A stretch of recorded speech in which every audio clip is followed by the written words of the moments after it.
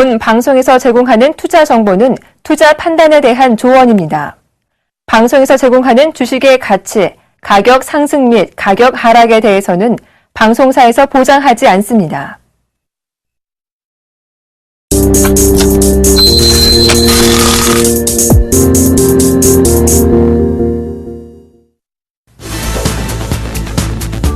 안녕하십니까. 막상막하 투맨쇼의 예병곤 멘토입니다.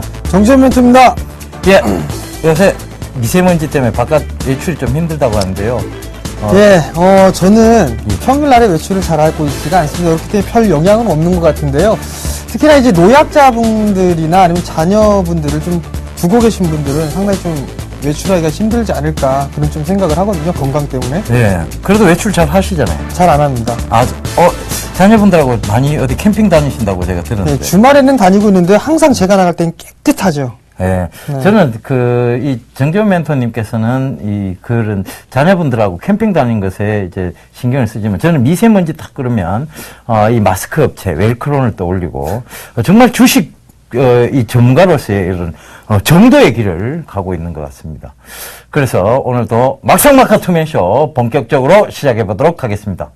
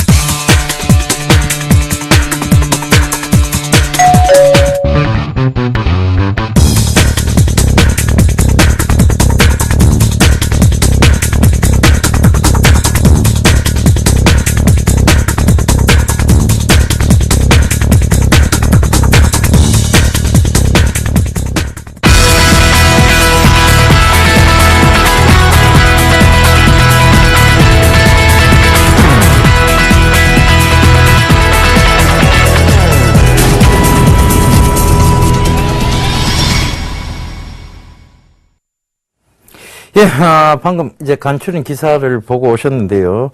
자, 요 기사가 제일 눈에 띕니다. 무디스 한국 2018년께 선진국 반열 오를 가능성 이렇게 했는데, 저는 우리나라가 지금도 선진국이라고 생각을 합니다. 무디스가 뭔데 선진국이다 말다 뭐 그런 얘기를 하는지 모르겠습니다. 그죠? 저희는 분명히 선진국입니다. 그리고 어떤 정지현 멘토님 선진국이라고 생각 안 하세요? 아직까지는 뭐 아닌 것 같다라고 좀 말씀을 드리고 싶은데요. 아직까지 뭐 무디스라는 게 뭐 단순하게 뭐 아무나 할 수 있는 그런 부분들은 아니기 때문에 일단 따라야죠. 믿고 따라야죠. 예, 지가 뭔데 우리나라 선진국이다 마다 뭐 그런 얘기. 무디스죠. 예, 그런 얘기는 안 해줬으면 좋겠습니다. 자, 오늘 장이요, 소폭 조정, 즉 약보합으로 좀 마감이 됐습니다. 이 부분 좀 얘기하고 가야 될 것 같은데요. 코스피, 코스닥 모두 약보합 마감이 됐는데, 지금 구간에서 이제 어느 정도 기간 조정이 나올 것이냐, 아니면, 가격 조정은 나오기가 좀 힘든 구간 같고요. 기간 조정이 나올 것이냐, 아니면 여기서 상승의 가닥을 이어나갈 것이냐에 대한 부분이, 조금, 의견들이 좀 나누어지고 있는 것 같습니다. 정전 멘토님, 기간 조정일까요? 다시 상승일까요? 예, 사실 이 부분들이 상당히 좀 예측하기는 힘들지 않을까라고 좀 보여집니다. 다만, 시장은 우상향을 할 수밖에 없는 그런 구도로 가고 있다라고 좀 먼저 말씀을 드려보도록 하겠습니다. 이 말씀을 드리기 전에 오늘장 시장의 흐름들을 좀 체크를 해보셔야 될 것 같은데요. 시장은 여전히 외국인 쪽에서 매수를 해주고 있는 그런 모습들이 나타나고 있다는 얘기입니다. 매수에 대한 강도가 점점 약해지는 그런 모습들을 보이고 있습니다만 꾸준하게 매수를 해주고 있는 그런 모습들이죠. 특히나 오늘 같은 흐름들은 삼성전자만 대부분 상승을 해주는 그런 모습들이었습니다. 삼성전자가 올라가는 대신에 과거에 있는 중국 섹터들이죠. 특히나 금일 같은 경우 화학 쪽과 정유 쪽 섹터가 상대적으로 낙폭이 좀 큰 그런 모습이 아니었나 싶습니다. 3월 중순에 저점을 찍고 나서 지수가 꾸준하게 상승을 해주는 그런 모습들이 나타났었는데요. 그 시기에 외국인 쪽에서 매수했던 그런 금액을 따져보게 되면 화면을 보시는 바와 같이 외국인이 4조 8천억, 즉 5조 원이 넘어서는 그런 모습들이 나타나고 있다는 얘기입니다. 결국 2,000포인트 언저리에서 외국인 쪽에서 꾸준하게 매수를 해줬고 기관 쪽에서는 2조 원을 매도를 해주는 그런 모습들이 나타났다는 거. 즉 외국인 쪽은 장기 포지션으로 매수 포지션을 좀 잡아가는데요. 왜 하필 2,000포인트 부근에서 매수를 할까라는 부분들을 좀 생각을 해보셔야 될 것 같습니다. 아마도 이번 주 주말이죠. 대구와 부산 강연회를 가서 이러한 부분들을 좀 자세하게 말씀을 드릴 테지만 즉 추가적인 상승을 할 수밖에 없다. 적어도 2,050포인트는 한 번쯤은 테스트를 할 것이다라고 좀 보셔도 좋을 것 같고요. 그 다음에 코스닥 시장도 마찬가지입니다. 상대적으로 거래소 시장보다는 좀 강한 모습들이 나타났던 부분들이거든요. 결국 눈높이를 좀 맞춰가는 그런 과정이다라고 좀 보셔야 될 것 같고요. 거래소 시장이 가는데 코스닥 시장은 소외받는 그런 흐름들보다는 함께 상승을 해나가는 그런 시장이 연출될 수밖에 없다. 결국 하반기 시장을 좀 대비를 해야 되는 구간이다라고 좀 말씀을 드려보도록 하겠습니다. 예, 저도 좀 비슷한 생각을 좀 하고 있는데요. 저는 상승 가닥속이라고 아직 보고 있습니다. 그런데 소폭 좀 건전한 조정, 즉 뭐 이건 조정이라기보다는 오히려 쉬어가는 흐름에 맞지 않느냐, 그 점을 좀 참고해 보셔야 될 것 같고요. 개인 투자자 그리고 기관 투자자, 외국인 투자자 중에 가장 돈이 많은 집단은 개인 투자자입니다. 그런데 이 개인 투자자들은 응집력이나 결집력은 기관이나 개인에 비해서 월등히 떨어지기 때문에 바로 이런 부분들이 나타나고 있는데요. 개인 투자자들이 거의 펀드 판매를 하고 지금 손을 대고 있지 않는 틈에 외국인은 꾸준한 수급을 통해서 선물, 즉 선물 옵션 상품, 레버리지가 큰 상품과 더불어 현물에서의 상승세를 유도함으로 해서 막대한 이익을 챙겨가고 있는 점, 그래서 이 외국인 수급의 결집력이 참 대단하다. 그래서 앞으로 선물의 방향성도 그렇고 그 다음에 지금 외국인이 현물에서의 어떤 선물 방향성을 가지고 현물에 대한 조정력, 이 결집력 이런 것들을 본다면 증시를 상방으로 굉장히 강하게 끌어올릴 수 있다는 점도 여러분들께서 참고를 좀 해보셔야 될 것 같습니다. 지금은 주식 비중을 줄여야 될 때가 아니고 다시 늘려야 될 때라는 거 분명히 참고를 하시면 좋겠고요. 그래서 여기까지 오늘장은 좀 살펴보는 걸로 하고 본격적으로 오늘장 들었다 놨다 했던 특징 종목군부터 살펴보고 가도록 하겠습니다. 화면으로 보시겠습니다. 예, 첫 번째 종목 롯데케미칼이네요.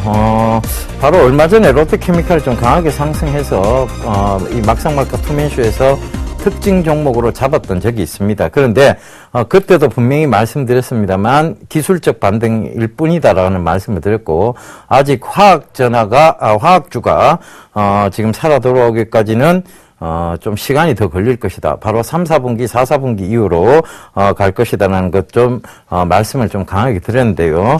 시청자분들께서 잘 대응하셨는지 모르겠습니다.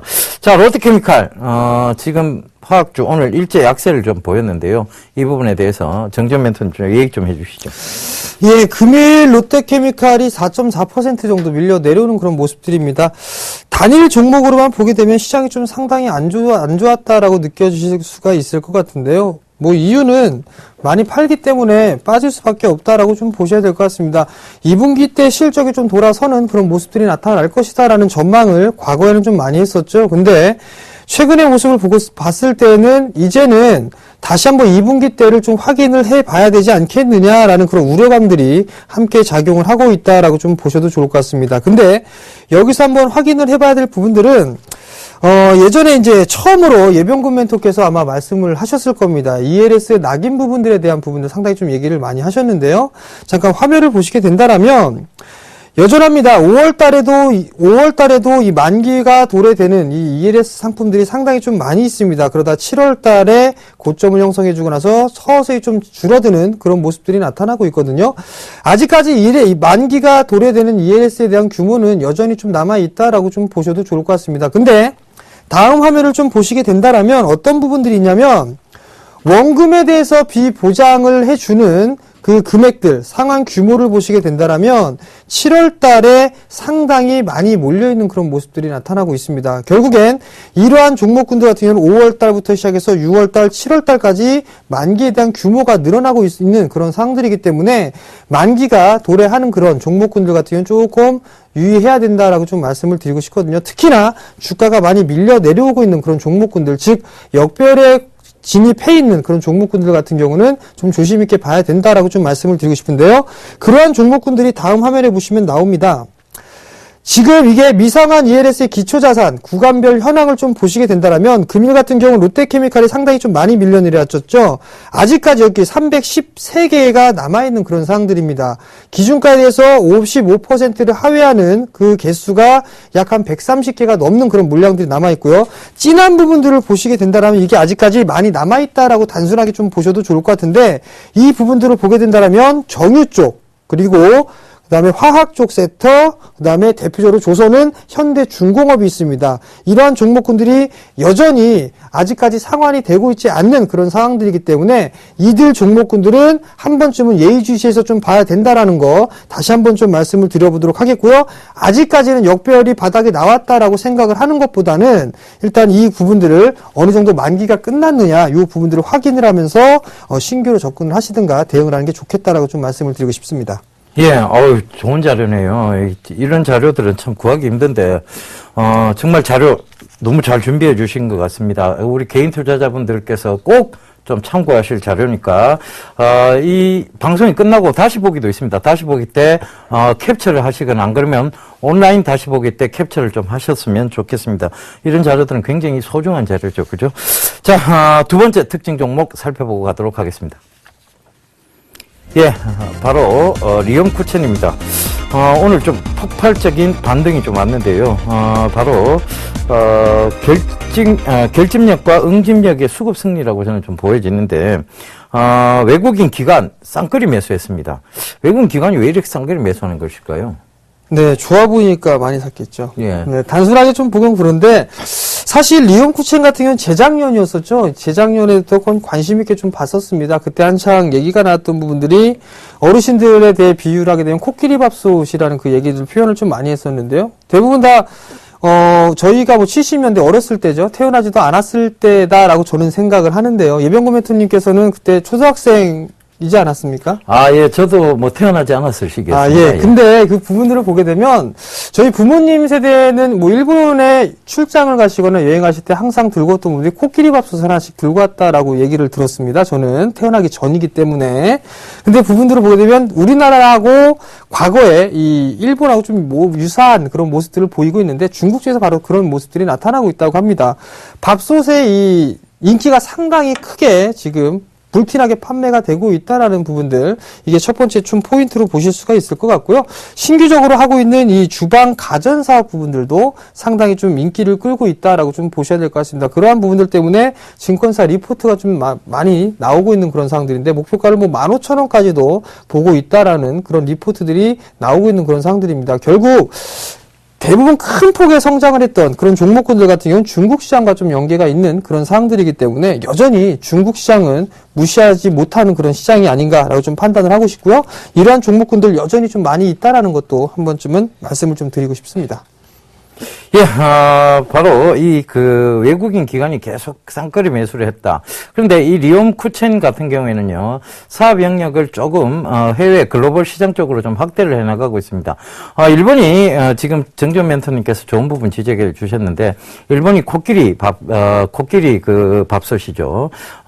일본을 이제 조우라고 하는데, 이 조우 밥솥을 그때는 많이 팔았어요. 그러면서, 저는 태어나지 않았을 때입니다만은, 이 코끼리 밥솥이 굉장히 그때 당시 인기 많았다는 거, 그 점이 바로 지금의 한국의 어떤 리움쿠첸의 밥솥들이 중국 내에서 크게 인기 많았다. 조금 비슷한 현상을 반영을 하고 있는 것 같습니다. 그 점 참고해 보셨으면 좋겠고, 이 리움쿠첸의 인기도가 바로 지금 주가의 어떤 모습들을 반영하고 있고, 외국인 기관의 수급을 반영하고 있는 것 같습니다. 자, 이거 지금 올라타도 될까요? 뭐 여전히 정배열권역에 있는 그런 사항들이고, 그 차트를 좀 잠깐 보시면서 말씀을 좀 드려보도록 하겠는데요. 상승을 하면서의 모습을 좀 보시게 된다라면 여전히 상승을 했을 때는 거래량이 좀 증가가 되고 있는 그런 모습들이 나타나고 있죠. 근데 밀려 내려오는 그런 흐름들이 나타났을 때는 나름대로의 거래량이 좀 증가가 되는 그런 모습들이 보였습니다만, 아직까지 이 60일선이 깨지는 그런 모습들은 나타나고 있지가 않습니다. 결국에는 박스권역으로 좀 보아도 되지 않겠느냐라는 좀 생각을 하고 있고요. 그리고 오늘, 내일 같은 경우는 수급 중에 원체 좀 좋은 그런 상황들이기 때문에 아마도 한 11,400원, 450원 요 정도 때 매수하게 된다라면 단기 트레이딩 관점으로도 충분히 가능하지 않겠느냐라고 좀 생각을 하고 있고요. 특히나 오늘같이 거래량이 좀 증가가 되기 때문에 12,000원대 이 정고점 자리 때는 넘어설 수 있는 그런 모습들이 충분히 나올 수 있다라고 좀 보고 싶습니다. 항상 이 성장성 있는 중소형주에 중장기 투자를 해야 된다라고 좀 말씀을 많이 하시는데요. 이 리움쿠첸 같은 경우는 성장성, 그런 면에서 봤을 때 투자를 해볼 만한 가치가 있을까요? 예, 성장성은 있죠. 근데 성장성을 떠나서 너무 고점입니다. 이격도가 너무 많이 벌어졌죠. 그죠? 그래서 좀 기다려야 되지 않느냐. 왜냐하면, 자, 월봉을 좀 보면서 살펴볼게요. 딱 저항대입니다. 왜냐하면 이 자리대에서 강하게 밀려 내려왔었거든요. 그죠? 이게 몇 년도인가 하면 2000년도입니다. 2000년도 때 강하게 밀려 내려왔던 자리대를 지금 형성을 해나가고 있고요. 물론 이게 돌파가 된다면 더 갈 가능성도 없지 않아 있습니다. 그런데 월봉을 가만히 체크를 해보시면 너무 이격도가 많이 벌어져 있습니다. 그러니까 쉽게 또 이격도를 좁히러 들어왔던 구간이 만원대 부근까지 밀려 내려왔었고, 이걸 다시 한번 이격도를 밀고 내려오지 않으리라는 보장이 없습니다. 왜? 너무 많이 벌어졌고요. 그 다음에 또 하나는 전고점대 부근에 지금 있다는 거, 그것도 굉장히 길었던 바로 2000년도의 고점대에 와 있다는 것이 문제가 될 수 있습니다. 그래서 그런 점들을 체크해 보신다면 지금 구간은 적어도 가격 조정이 크게 들어오지 않는다면 기간 조정이라도 나올 수 있는 자리대이기 때문에 너무 쉬운 접근보다는 정재훈 멘토님께서 말씀하신 트레이딩 관점으로 접근하시는 것이 옳은 전략이라고 보여집니다. 자, 이제 세 번째 키워드 살펴보도록 하겠습니다. 예, 광동제약이죠. 예. 광동제약 하면 얼른 떠오르는 것이 수지의 광고입니다. 비타 500, 예, 착한 음료. 자, 요것도 오르죠, 그죠? 자, 이 광동제약이 최근에 수지의 덕분인가요? 굉장히 날카로운 주가의 모습을 보이고 있습니다. 자, 진짜 수지 덕분에 지금 올라가고 있는 것일까요? 네, 그런 것 같습니다. 예. 판매량이 좀 많이 늘었는데, 광동제약을, 지금 이 평가를 하게 된다라면, 주위에 이 전문가들이 평가를 하게 된다라면, 너무 이 기능성 음료 쪽에 되는 게 아닌가라는 그런 생각들을 좀 많이 했었습니다. 근데 그 기능성 음료에 대한 부분들 매출이 상당히 좀 큰 폭으로 성장을 하는 그런 모습들을 좀 보였었고요. 그리고 상대적으로 좀 약했었던 부분들이 제약 쪽으로 좀 볼 수가 있을 것 같은데요. 최근에 드림파마에 대한 인수전에 가담을 하면서 제약 쪽에 관심이 없는 부분들은 아니다라는 거죠. 그럼 결국엔 양쪽 다 시너지 효과를 내기 위한 그런 준비 단계가 아닌가 싶습니다. 과거에는 대형 제약사들이 좀 상승을 해주는 그런 모습들을 좀 보였었는데, 최근에는 중소형 제약사들이 상당히 좀 큰 폭으로 성장을 할 수 있다라는 거, 내수 섹터가 성장을 한다라는 그런 부분들에 맞물려서 덤으로 성장성, 즉 실적까지 좋은 그런 모습들이 나타나고 있기 때문에 충분히 좀 상승을 하지 않는가라는 좀 생각을 하고 있습니다. 예, 비타 500이라든가 광동 옥수수 수염차, 그다음에 이런 이제 기능성 음료 제품들이 지금 날씨 관계 때문인지 몰라도 굉장히 지금 불티나게 잘 팔리고 있다고 합니다. 그리고 또 하나의 그 이제 소식이라고 볼 수 있죠. 바로 광동제약이 코스피 200에 편입이 됐습니다. 그런데 오늘 코스피 200에 편입된 6종목 중에 가장 두드러진 흐름을 보인 것이 바로 광동제약이었습니다. 일단은 지금 코스피 200에 편입됐다는 것은 또 회사로 보면 굉장히 좋은 소식이고, 그 다음에 주가의 안정적인 부분도 봤을 때도 좋은 소식이라 보여집니다. 그런데 지금 날씨가 많이 더워요. 사실 사실. 그런데 이 광동제약은 저희가 편의점에 한 번씩 가보면 1+1 행사를 하지 않습니다. 그래서 이 이익을 극대화하고 있는 것이 아니냐. 그래서 그런 순이익적인 극대화적인 측면에서도 이 광동제약이 가고 있는 것이 아니냐. 그런 생각까지 해볼 수 있는데요. 이거는 그냥 사담이었고요. 자, 그러면 지금까지 오늘장 특징 종목 살펴봤고요. 이제 우리 멘토들 수익률 점검에 나서 보도록 하겠습니다. 화면으로 살펴보시겠습니다. 5월 29일 목요일 막상막하 투맨쇼 포트폴리오 수익률 확인해 보도록 하겠습니다. 먼저 예병군 멘토의 포트폴리오입니다. 현재 포트에는 총 5종목이 편입되어 있는데요. 오늘장 바텍이 2.38% 상승 마감하면서 현재 36.9%의 높은 수익률을 기록하고 있습니다. 전 종목 보유 의견 주셨네요. 다음은 정재훈 멘토의 포트폴리오입니다. 현재 포트에는 총 5종목이 편입되어 있는데요. 오늘장 동양강철 1.12% 상승 마감하면서 현재 6.9%의 수익률을 기록하고 있습니다. 전 종목 보유 의견 주셨네요. 다음은 오늘장 막상막하 투맨쇼 멘토별 포트폴리오 수정사항입니다. 먼저 김용준 멘토가 ICT 종목의 손절가를 기존 9,610원에서 9,000원으로 하향 조정해 주셨고요. 조민규 멘토의 동아일텍이 오늘장 손절가인 7,600원을 터치하면서 마이너스 6.5%의 손실로 매도 확정 처리가 됐습니다. 여기에 대림 비행코 종목 목표가와 손절가를 각각 상향 조정해 주셨으니까요. 내일장 전략에 참고하시길 바랍니다. 이번에는 포트폴리오 수익률 베스트입니다. 오늘장 수익률 베스트 먼저 2위부터 확인해 보도록 하겠습니다.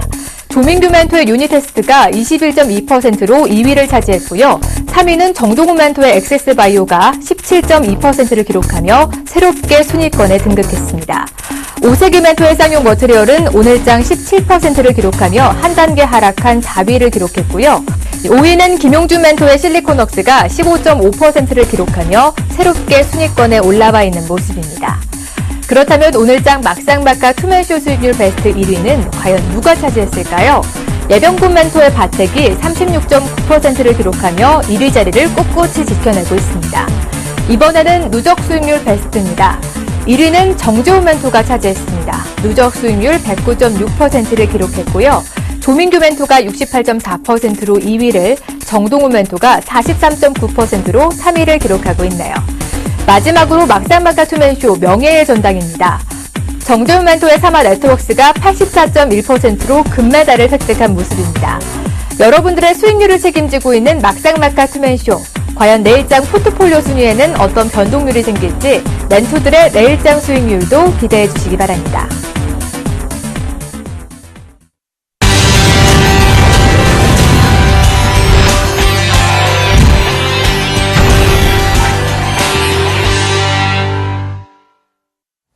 예, 정재훈 멘토가 명예의 전당으로 가면서 제가 왕관을 쓰게 됐네요. 근데 참 사진을 보니까 대두소왕관이란 표현이 좀 어울리는 것 같습니다.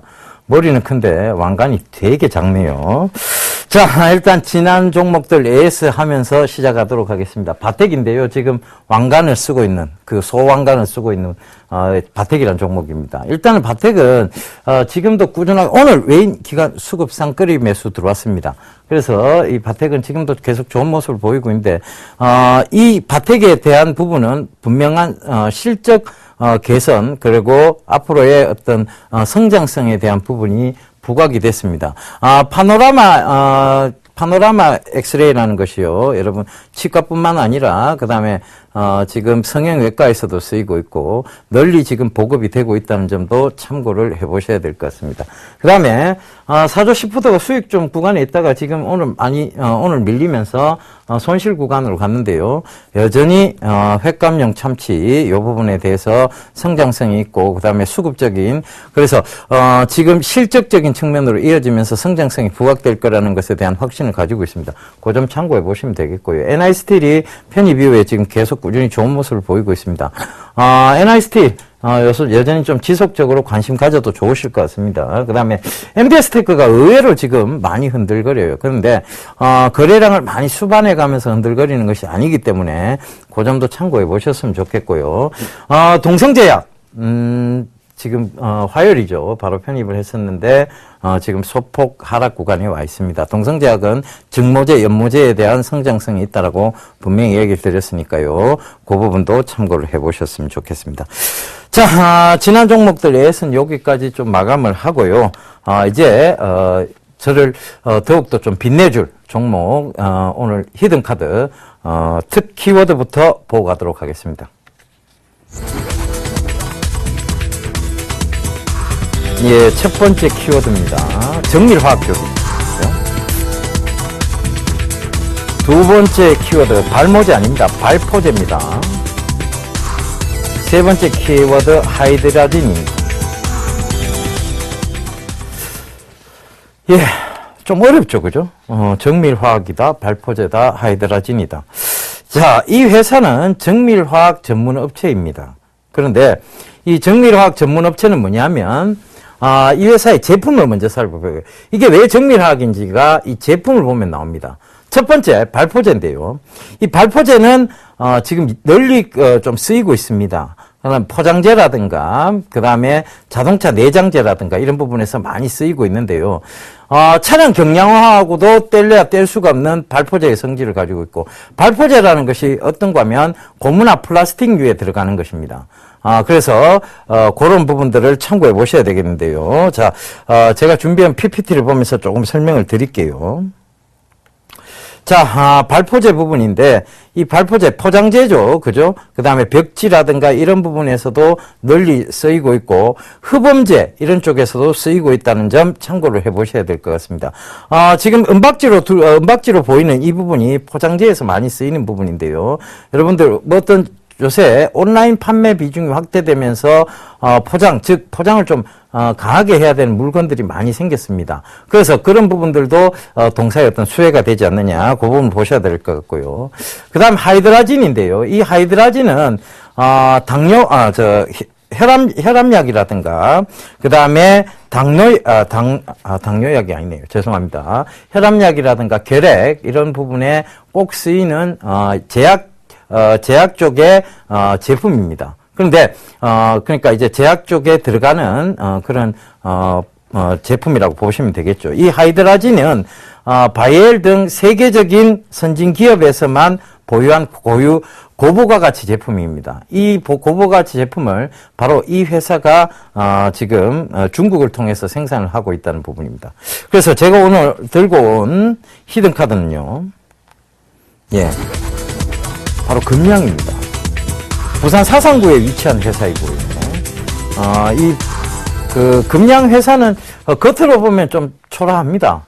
초라한데 크게 뭐 되게 삐까번쩍하고 그런 회사는 아니에요. 그런데 조금 내실 있는 회사다라고 좀 보시면 될 것 같고, 이 회사의 어떤 제품들 그리고 기술력이 좋아서 정밀화학 쪽이라서 매출액이 70% 이상이 수출되고 있다는 점도 동사의 어떤 모멘텀으로 잡으셔야 될 것 같습니다. 그 다음에 제가 조금 전에 말씀드렸던 이 온라인 판매 확대에 따른 포장재 증가가 지금 또 수혜가 예상이 되고 있고, 차량 경량화에 따라서 지금 그 플라스틱 안쪽 제품, 즉 이 발포제가 굉장히 가벼운 성질을 지니고 있기 때문에 차량 경량화에도 꼭 필요한 그 자동차 내장재 쪽에 분명히 관련되어 있다는 거 참고를 해보셔야 될 것 같고요. 최근에 그 폐렴 환자들이 좀 급증을 하고 있습니다. 그죠? 이 폐렴 환자들이 급증하고 있는데 여기에 꼭 필요한 제품이 뭐냐면 하이드라진입니다. 이 하이드라진을 중국 공장에서 지금 생산을 하고 있는데요. 자, 제가 준비한 PPT 보면서 좀 다시 재설명을 드릴게요. 자, 이 고무 제품이죠. 장화같이 생긴 제품이 있고, 이것이 바로 뭐냐면 우리가 그 소방관들을 이게 방화, 그러니까 이 소방관들이 이 신발을 신고 불을 소화를 하기 위해서 들어가죠, 그죠? 그래서 어떤 방화, 불을 막는 그런 제품이면서도 고기능성이면서도 굉장히 가벼운 재질을 사용하고 있다는 거. 그게 이제 발포제가 꼭 들어간다는 거예요, 그죠? 그 다음에 지금 스킨스쿠버가 보이는데 이 스킨스쿠버의 고무 재질의 옷, 그 다음에 이런 부분에도 이 발포제가 들어간다는 것입니다. 그 다음에 이런 여러 가지 부분들이 발포제가 굉장히 널리 쓰이고 있으면서도 생활 깊숙이 가까운 곳에 들어와 있다. 그리고 실적적이나 매출적인 측면이 계속 늘어나고 있다는 점도 체크를 해보셔야 되겠는데, 이 발포제가 왜 이렇게 인기가 있기 시작했느냐 하면 요새 모든 제품들이 경량화 쪽으로 가고 있습니다. 가벼운 쪽으로 가고 있죠. 그러면서 모든 부품을 이제 철이라는 부품에서 자꾸 플라스틱이나 고무류 쪽으로 바꾸고 있습니다. 그러면 그 바꾼 제품들 중에 보면 발포제가 들어가는 부분이 대다수라는 거예요. 그렇다면 이렇게 수출이 급증하고 있는 회사, 그리고 수출을 매출액의 70% 이상의 수출인 회사, 그만큼 기술력이 인정이 되어 있는 회사들이 주목을 받을 수밖에 없다는 것도 참고를 해보셔야 되겠습니다. 여기까지는 지난 얘기고요. 그 다음에 바로 다음 장면이죠. 중국 내몽고죠. 그죠? 중국 내몽고 금양화학공업 유황공사 1기 준공식을 했습니다. 이 사진이 보이는데요. 금양화학이 중국의 내몽고 지역에 지금 들어가 있습니다. 중국 내. 그래서, 그 부분도 좀 참고를 해보셔야 될 것 같아요. 이 하이드라진의 중국 공장입니다. 여기 준공식 그때 모습인데, 이 하이드라진이 꼭 필요한 데가 바로 폐렴, 그 다음에 고혈압 환자 등 여러 가지 부분이 있습니다. 그래서 이 세계적 선진 기업이 보유한 고부가가치 제품이라는 거. 고부가가치가 뭡니까? 결국은 마진이 좋다는 얘기입니다. 돈이 남아야 되겠죠. 그죠? 돈이 남아야 회사가 안전하게 굴러갈 수 있습니다. 그죠? 수익률, 순수익적인 측면이 굉장히 좋다라는 거, 그런 점들도 참고를 해보셔야 될 것 같습니다. 그래서, 제가 이 금량에 대한 부분을 조금, 지금까지 설명을 드렸고요. 차트를 보면서 매수 가격대를 조금 잡아드리도록 하겠습니다. 예, 바로 금량에 대한, 지금 매수 가격대를 한번 잡아볼게요. 금량. 자, 금량이요.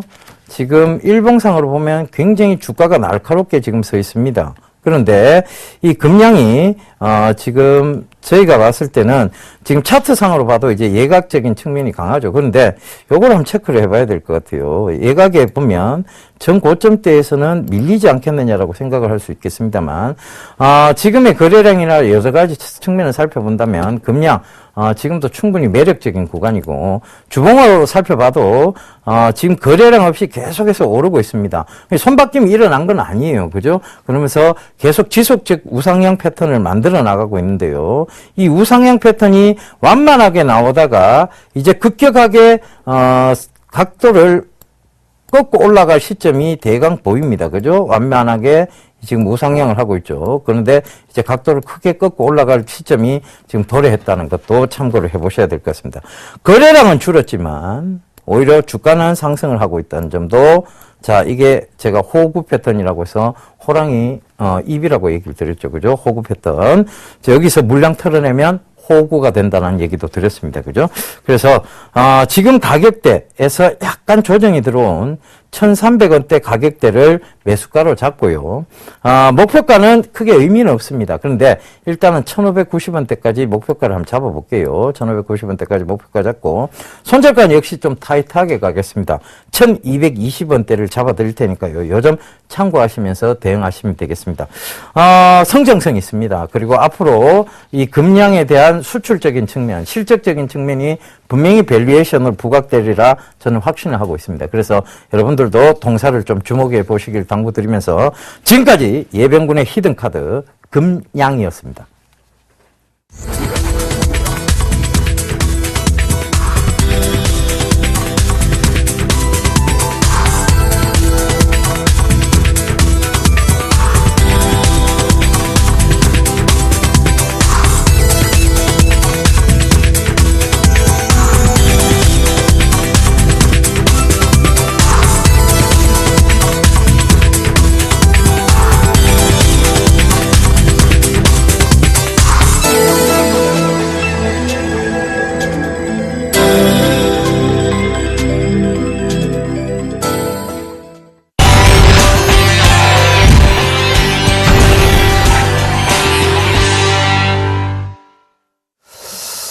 자, 히든카드를 말씀을 드리기 전에 일단 포트폴리오에 대해서 말씀을 좀 드려야 될 것 같습니다. 일단 한 종목이 빠져나갔습니다. 그렇기 때문에 조금 수익률이 조금 저조하다라고 좀 보실 수가 있을 것 같은데요. 이제 시작이다라는 말씀 먼저 드리도록 하겠습니다. 자, 항상 오게 되면 신경을 써서 보는 그런 종목이 있습니다. 바로 차이나 하오란인데요. 오늘도 약보합 권역에서 마무리가 좀 됐습니다. 지금 이제 3.6%의 손실 권역으로 있는데요. 이 종목 같은 경우는 누누이 좀 말씀드렸다시피 수익으로 돌아설 때까지는 제가 끝까지 AS를 해드리겠습니다라는 말씀을 드렸습니다. 아직까지는 견조한 그런 모습들이 나타나고 있습니다. 뿐만 아니라 지금 현재 스몰캡 종목군들, 특히나 중국 관련돼 있는 그런 종목군들 같은 경우는 나름 상당히 이 견조한 모습들을 나타낼 것이다라고 예상을 하고 있거든요. 바로 성장성 때문입니다. 아마도 2분기 때 실적이 충분히 좀 좋아질 수가 있고 그 이상 나올 수가 있는 그런 상황들이기 때문에 지금 다소 좀 지루한 그런 모습들을 보이고 있지만 조금 더 보유를 해보는 전략 말씀을 좀 드려보도록 하겠습니다. 자, 이름부터 들어가죠. 나이스, 좋다라는 얘기겠죠. 9.7% 정도 수익 중인데요. 여전히 괜찮습니다. 괜찮은 그런 모습들이고, 견조한 그런 모습들이 나타나고 있습니다. 이제 점차적으로 이격을 좀 확장을 해 나가려는 그런 국면에 있는데요. 추가적인 상승 시도 충분히 나올 수 있다라는 점 말씀을 좀 드려보도록 하겠습니다. 자, 그 다음 동양강철입니다.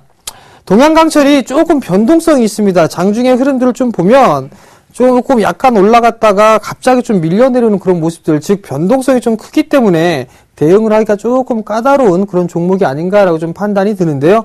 종목을 매수를 했을 때에는 만약에 매수 진입을 한다라고 하면 현재가보다 좀 여유 있는, 즉 호가를 좀 여유 있게 분할로 좀 접근을 해보시는 전략이 좀 좋을 것 같고요. 여전히 목표가는 3,000원으로 제시를 해드린 그런 사항들이기 때문에 조금 더 보유 관점 말씀을 좀 드려보도록 하겠습니다. 자, 그 다음에 KT 서브마린이 있죠. 해저터널이나 이런 여러 가지 좀 사업들을 영위를 하고 있는 그런 사항들인데요. 이 종목도 마찬가지로 2.5% 정도 손실 중입니다.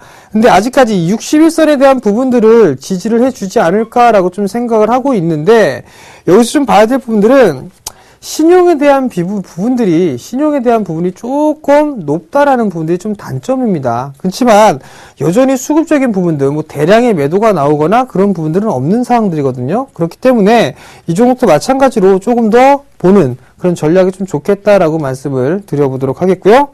자, 이제 마지막입니다. 한국토지신탁을 가장 최근에 편입을 했었죠.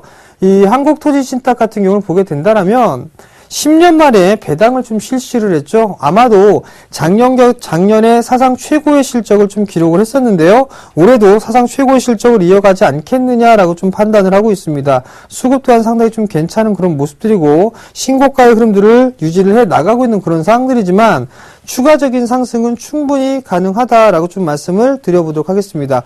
결국엔 5 종목을 다 보유를 해 보셔도 좋은 종목입니다. 근데 제가 오늘 제안을 해드려야 되는 그런 종목이 있죠. 히든카드 종목인데요. 그 히든카드 종목에는 일단 포트폴리오에는 편입이 되지는 않습니다. 그렇지만 제 나름대로 열심히 종목을 좀 발굴을 했으니까요. 관심 있게 내일장 한번 지켜봐 보시기 바랍니다. 자, 그러면 키워드부터 살펴보도록 하겠습니다.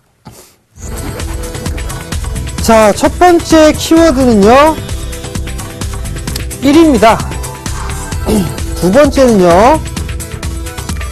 수출에 대한 증가 부분들이고요. 세 번째는요, 백신입니다. 제가 종목을 좀 가지고 나오죠. 근데 대부분 다 1위 기업을 좀 가지고 나옵니다. 1등 아니면 좋아하지가 않죠. 그렇기 때문에 1등 기업들을 제가 계속적으로 찾는 그런 상황이다라고 좀 말씀을 드려보도록 하겠습니다. 시장 점유율 1위다라고 좀 먼저 말씀을 좀 드려보도록 하겠습니다. 그 부분들은 조금 이따가 말씀을 좀 드려보도록 하겠고요. 두 번째 부분들은 수출에 대한 증가 부분들이 있는데요. 이 지금 동사 같은 경우는 선진 시장보다는 신흥국 쪽에 수출을 좀 많이 점차적으로 늘려가고 있는 그런 상황들입니다. 뿐만 아니라 어떤 부분들이 있냐면 시설 투자를 좀 단행을 했습니다. 이제 거의 막바지 단계에 있기 때문에 중기적인 성장성은 충분히 갖추어 나가고 있다라고 좀 보셔도 좋을 것 같거든요. 그리고 마지막 부분들은 백신 부분들이 있습니다. 안랩, 안처스 이런 백신 그런 부분들이 아니라 이 사람 접종을 하죠. 약입니다. 약. 일단 약인데 이게 또 사람한테 하는 그런 부분들이 아니라 동물이나 가축 이런 쪽에 활용을 한다라고 좀 말씀을 드려보도록 하겠습니다. 자, 그럼 히든카드 만나보도록 하겠습니다. 제가 준비한 종목은요, 중앙 백신입니다. 072-020 코드 번호까지 말씀을 드려보도록 하겠는데요. 자, 중앙 백신입니다. 국산 동물 백신 업계 선두 주자다라는 부분들 먼저 말씀을 좀 드려보도록 하겠습니다. 이 중앙 백신은요, 업력이 45년에 달하는 상당히 오래된 이 기업이다라고 좀 말씀을 드려보도록 하겠습니다. 국내 시장은 뭐 다국적 제약사가 약 70% 정도를 좀 차지하고 있는 시장입니다. 우리 국내에서. 근데 굳건하게 중앙 백신이 시장 점유율을 꿋꿋이 차지를 해 나가고 있는 그런 상황입니다. 자, 항상 홈페이지를 먼저 보여드리면서 시작을 하죠. 글로벌 바이오 리더 중앙 백신 조그맣게 연구소 써 있습니다. 그만큼 연구를 좀 많이 한다라는 부분들이겠죠. 홈페이지는 뭐 그냥 그렇습니다. 그렇기 때문에 그냥 살포시 넘어가도록 하겠습니다. 자, 일단 먼저 매출에 대한 구성을 한번 살펴보실 필요성이 있을 것 같습니다. 먼저 보시게 된다면 여러 가지 부분들을 하고 있습니다. 조류 백신 부분, 애견 백신, 요즘 동물들 많이 애견 많이 키우시죠. 그다음에 양돈, 추구 백신, 구제역, 진단액, 뭐 이런 상품, 그 다음에 마지막으로 용역, 상당히 좀 여러 가지 매출이 좀 발생을 하고 있는데 점차적으로 이 부분들이 골고루 나타나고 있다라는 얘기입니다. 즉 대부분의 이 매출 부분들이 잘 나타나고 있다라는 얘기는 한쪽에 집중이 되지 않고 있다라는 얘기는 그만큼 곳곳에 다 쓰임이 많고 잘 나가고 있다라고 좀 보셔도 좋을 것 같습니다. 자, 그러면 여기에서 이 생물학적 제재, 내수 시장에 대한 점유율을 좀 보셔야 될 것 같은데 그냥 약물이다라고 좀 보셔도 좋을 것 같습니다. 생물학적 제재 뭐 이렇게 하지 마시고 약물, 그냥 약 이렇게 생각하시면 될 것 같은데요. 1위가 베링거 인겔하임입니다. 다 많이 아실 겁니다. 22% 정도를 차지하고 있고요. 2위가 인터베트 코리아, 전 처음 들어봤습니다. 21.5%. 메리알 코리아, 저 처음 들어봤습니다. 18.1%죠. 그 다음에 중앙백신과 한국 화이자가 있는데요. 한국 화이자보다는 조금 더 높습니다. 약 8%의 시장 점유율을 좀 차지를 하고 있는데요. 화이자보다는 조금 더 높습니다. 좀 더 격차가 거의 뭐 미비한 그런 수준인데요. 그만큼 국내 시장에 대한 점유율을 좀 보게 된다라면 그래도 꿋꿋하게 버티고 있다라는 부분들, 나름대로의 경쟁력을 확보해 나가고 있다라고 좀 보셔도 좋을 것 같습니다. 최근에 보시게 된다라면 육류 소비를 상당히 좀 많이 합니다. 항상 예병군 멘토와 밤 끝나고 늦게까지 회의를 하다 보게 되면 항상 새겹살을 한 근씩 이렇게 먹기는 하는데요. 그게 바로 삼겹살이죠. 먹기는 하는데 육종별 인당 연간 소비량에 대한 추이를 보시게 된다면 2005년대 같은 경우는 10kg가 좀 채 되지가 않았습니다. 닭고기 같은 경우도 마찬가지겠죠. 그렇지만 돼지고기 같은 경우는 2005년경에는 15kg가 조금 넘는 그런 모습들입니다. 근데 성장, 이 소비량에 대한 추이를 보시게 되면 그렇게 급격하게 늘어나거나 그러지는 않고 있습니다. 그렇다는 얘기는 소비가 정체가 돼 있다? 약간의 늘어나는 그런 모습들을 보이고 있지만 그게 뚜렷하게 나타나고 있지 않다라는 얘기는 이거 별 효과가 없는 거 아니야? 실적에 어떤 도움이 있나라고 생각을 하실 겁니다. 근데 다음 화면을 좀 보시게 된다면 더 의아해 하실 겁니다. 어떤 부분이냐면 육종별 사육수에 대한 추이를 보시게 되면 그렇게 마찬가지로 크게 늘어나는 그런 부분들은 없습니다. 그나마 가장 많이 그나마 늘어나고 있는 게 맨 하단이죠. 한우가 그나마 조금 늘어나고 있는 그런 모습들이 나타나고 있고요. 그리고 돼지나 그 다음에 닭 같은 경우는 정체를 해주고 있는 그런 모습들입니다. 뭐 구제역에 대한 영양 부분들 때문에 상당히 좀 위축이 됐다가 다시 소비를 해주는 그런 모습들이 나타나고 있는데 큰 부분들은 없습니다. 지금까지 계속 중앙백신이 안 좋은 얘기만 하고 있죠. 반전은 지금부터 시작된다라고 말씀을 드려보도록 할게요. 자, 육종별 농가당 사육수를 좀 보시게 된다라면 과거에 대한 2007년도보다 2012년도가 더 늘어나는 그런 모습들이 나타납니다. 이 얘기가 무슨 얘기냐면 점차적으로 조금씩 키우던 이런 부분들에서 기업형으로 점차적으로 좀 바뀌고 있다라는 얘기입니다. 그렇다는 얘기는 키우는 그런 농가 수는 줄어들지만 점차적으로 규모 면에서는 상당히 좀 커지는 그런 모습들이 나타난다라는 얘기거든요. 그 얘기는 무슨 얘기냐면 백신을 지속적으로 좀 활용을 해줘야 된다는 얘기입니다. 예를 들어서 뭐 조류독감이다 그러면 다 살처분하죠. 그런 부분을 미연에 방지를 하기 위해서는 백신 접종이 상당 부분 필요한 부분들이다라고 좀 생각을 하셔도 좋을 것 같거든요. 그렇다면 자연스럽게 쓸 수밖에 없습니다. 예방을 위해서는. 그러면 자연스럽게 중앙 백신에 대한 매출은 늘어날 수밖에 없는 구도다라고 좀 보셔도 좋을 것 같습니다. 자, 동물용 의약품에 대한 연도별 판매 규모를 보시게 되면은요, 2008년도 때는 5천억 규모가 돼 있었지만 2013년도는 8억 8천억 가까이 크게 늘어나는 그런 모습들이 나타났거든요.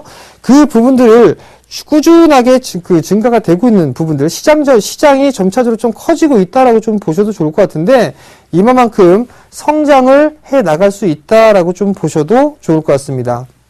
그 다음, 생물학적 제재에 대한 연도별 판매 규모를 보시게 되면 2008년도 때부터 마찬가지로 꾸준하게 늘어났었죠. 근데 13년 같은 경우 조금 줄어드는 그런 모습들이 나타났습니다. 근데 여기에서 한 번쯤 생각을 해봐야 될 부분들은 뭐가 있냐면, 중앙 백신이 시설 투자를 단행을 했습니다. 최고 규모로 시설 투자를 했는데요. 이 부분들을 좀 살펴보게 되면 어떤 부분들이 있냐면, 이제 거의 CGMP급 시설을 했습니다. 그렇다는 얘기는 매출에 대한 규모를 확대를 시키겠다는 얘기는 많이 생산을 해서 많이 판매를 하고 할 것이다라는 부분들인데, 더 여기서 봐야 될 분들은 국내 시장에서 멈추지가 않는다는 얘기입니다. 좀 전에 좀 말씀을 드렸을 때 수출에 대한 부분들이 많다라고 좀 말씀을 드렸었는데, 어떤 부분들이냐면 신흥국 쪽에 진출을 좀 많이 하고 있습니다. 우리나라 중앙 백신 같은 경우는 국내에서 하는 것보다 신흥시장 쪽에서 현재 수출을 좀 단행을 하고 있는 그런 사항들인데, 이 부분들은 보게 되면 그만큼 인정을 좀 받았다라고 좀 보셔도 좋을 것 같습니다. 소위 말해서 후진국 같은 경우는 질병이나 이런 부분들이 선진국보다는 조금 많죠. 그러면 당연히 많이 늘어나야 됩니다. 현재 12개국에 수출을 진행을 하고 있는 그런 사항들이고, 6개국에는 신규 등록을 현재 진행을 하고 있는 그런 사항들입니다. 수출액이 전체 매출의 약 12% 가까이 차지를 하고 있는 그런 사항들이기 때문에 점차적으로 늘어날 수밖에 없다. 즉, 그 부분들을 커버하기 위해서 생산량을 늘리기 위해서 증설을 단행을 했다라고 보시면 좋을 것 같습니다. 자, 수출액의 추이를 보시게 되면 꾸준하게 늘어나고 있죠. 늘어나고 있는 부분들, 이 부분들 점차적으로 늘어날 겁니다. 그렇기 때문에 증설을 단행을 했고, 곧 생산에 들어가게 된다면 자연스럽게 수출액은 늘어날 수밖에 없는 구도다라고 좀 보셔도 좋을 것 같습니다. 중앙 백신의 국가별 수출 현황을 보시게 되면 좀 전에 말씀드렸던 것처럼 후진국 쪽이죠. 신흥국 쪽이 조금 많다라는 얘기입니다. 기타 지역보다는 특히나 태국 쪽이나 베트남 쪽에 좀 크게 물량이 수출을 진행한다라는 거. 즉, 성장성이 충분히 갖출 수 있다라는 거. 그거를 꼭 기억을 하셔야 된다라고 좀 말씀을 드려보도록 하겠습니다. 자, 그럼 차트를 좀 보시면서 말씀을 좀 드려보도록 하겠습니다. 자, 어떤 부분들이죠? 중앙 백신입니다. 중앙 백신을 좀 보시게 된다면 어떤 생각을 할 수 있냐면, 조류독감 테마, 구제역 테마, 이런 얘기들을 좀 많이 하실 겁니다. 근데, 이제는 실적이 돌아설 수 있는 성장성을 갖춘 그런 기업들로 다시 태어날 수 있다라고 좀 보셔도 좋을 것 같습니다. 먼저 수급적인 부분들을 한번 보도록 하겠습니다. 자, 수급을 보시게 된다면 기관 쪽에서의 매수세가 이제 꾸준하게 들어와 주는 그런 모습들이 나타나고 있습니다. 11,000원대에서부터 들어와 주기 시작하고 있는데 지금 13,000원 부근이죠. 꾸준하게 지속적으로 매수를 해주고 있는 그런 모습들이 나타나고 있다는 거, 그 부분들이 긍정적이고요. 리포트가 최근에 나왔었는데요. 목표 주가를 17,000원 정도까지 잡아서 신규 리포트가 나왔다는 얘기는 성장성을 좀 갖추고 있다라고 좀 보셔도 좋을 것 같습니다. 자, 일봉 차트입니다. 일봉 차트를 보시기 전에 잠깐 월봉 차트 한번 볼게요. 월봉 차트를 보게 되면 여전히 박스권역으로 좀 진행이 되고 있다라는 거, 즉 17,000원 정도만 오게 되면 고점이 형성이 되고 있는데 이 부분들까지는 일단 바라지는 않습니다. 자, 주봉 한번 볼게요. 주봉을 보시면 이격을 좁히고 난 이후에 240주선에 걸쳐 있는 그런 모습이거든요. 즉 이 자리대만 넘어가게 되면 이제 16,000원 자리대까지는 충분히 성장할 수 있지 않을까라고 좀 보셔도 좋을 것 같고요. 일봉을 보시게 되면 바닥을 탈피해서 나가는 그런 모습들이죠. 또 하나 이제 곧 있으면 정배열권역으로 진입을 할 수 있다라고 좀 보셔도 좋을 것 같습니다. 최근에 패턴의 모습을 보시게 된다라면 한 차례 상승을 했다가 밀렸죠. 그리고 다시 장대 양봉이 나오면서 단기적으로 박스권역의 모습을 보이고 있다라는 거. 오늘 같은 경우는 아래 꼬리를 달고 마무리가 됐었죠. 자, 가격적인 전략 말씀드리겠습니다. 오늘 종가가 13,050원인데요. 매수가를요, 12,900원 정도부터 분할 매수로 좀 잡아보시면 좋을 것 같고요. 목표가는 일단 단기적으로 14,500원을 제시를 해드리도록 하겠고요. 손절가는 12,000원을 제시를 해드리도록 하겠습니다. 자, 지금까지 정재훈이었습니다.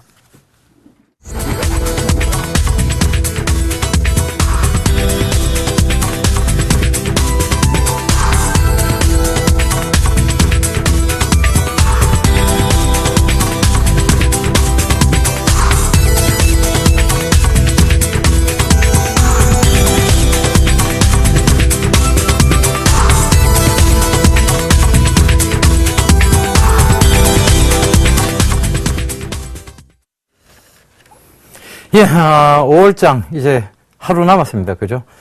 저희가 2월장 말부터 3, 4, 5월장 좋다고 그렇게 많이 떠들어 드렸는데, 자, 이제 5월장이 하루 남았습니다.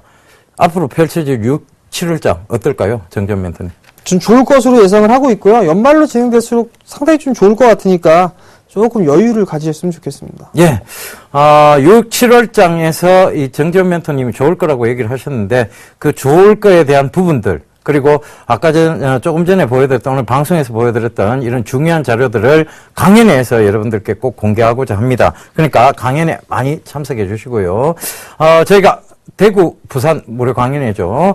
부산은 부산일보 10층입니다. 내일 모레죠. 토요일 날 오후 2시에 진행을 하고요. 그 다음에 대구는 바로 6월 1일 날입니다. 일요일 날 오후 2시에 진행을 한대요. 대구 영남일보 지하 1층에서 무료 강연회를 합니다. 그래서 현장 접수 받고 있으니까 접수 안 하셨더라도 그냥 당당하게 오시면 되겠습니다. 자, 오늘 막상막하 투맨쇼 저희가 조금 여러분들께 정말 좋은 정보 드리고자 노력했는데, 다음 시간에도 저희가 더 노력해서 올 것을 약속드리면서 저희는 이만 물러가도록 하겠습니다. 좋은 수익 내러 오십시오.